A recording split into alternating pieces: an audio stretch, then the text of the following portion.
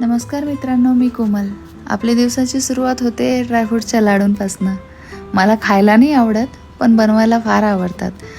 2 वर्षांपूर्वीपासून मी या लाडूंची ऑर्डर घ्यायला सुरुवात केलेली. छान रिस्पॉन्स आलेला आहे सगळ्यांचं या लाडूंसाठी आणि आता कंटिन्यू ते ड्रायफ्रूटचे लाडू सुरूच असतात. आणि फक्त पुण्यातच नाही, पुण्याच्या बाहेर आणि भारताबाहेर पण याच्या ऑर्डर्स सुरू झालेल्या आहेत.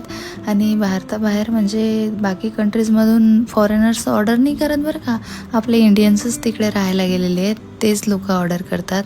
काही कस्टमर्स आहेत, त्यांचे नातेवाईक म्हणा, जवळचे लोक, ते ऑर्डर्स न चुकता माझ्याकडनं घेऊन जातात. आपले लाडू UK, US आणि ऑस्ट्रेलियापर्यंत तर पोचले आहे. बिचारे फ्रान्सला जाणार होते, पण जाता जाता राहून गेलेले. काही हरकत नाही, नेक्स्ट टाईम त्यांना तिकडे पाठवून देऊ. लाडूंची ऑर्डर रेडी झालेली. मग थोडा ब्रेक घेऊन बाळाला जवळ घेतलं.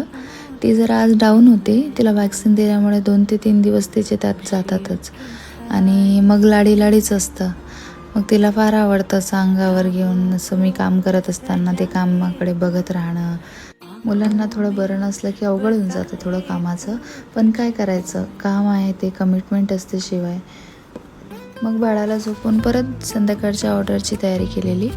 आणि आज वडापाव होता एक बल्क ऑर्डर. पावसाळा सुरू असला की मग बटाटावडी, वडापाव, भजी यांच्याच ऑर्डर जास्तीत जास्त असतात. आणि मजा पण येते पावसाळ्यात गरम गरम वडापाव खायची. तर वडापाव तर रेडी झालेले आणि मग काय सगळ्या ऑर्डर्स पॅक केलेल्या आणि छोट्या छोट्या बाकी पण बऱ्याच ऑर्डर्स होत्या, त्या पॅकिंग करून डिलिव्हरी बॉईजला हँडओव्हर करावं लागतं. आणि शक्यतोवर आता पावसाळा असल्यामुळे थोडं लवकरच डिलिव्हरी पाठवावं लागतं, जेणेकरून ज्यांच्या पण ऑर्डर्स आहेत त्यांना त्या वेळेवर पोहोचल्या पाहिजे आणि त्या पदार्थांचा त्यांना आनंद घेता आला पाहिजे. कल मिलते हैं, बाय.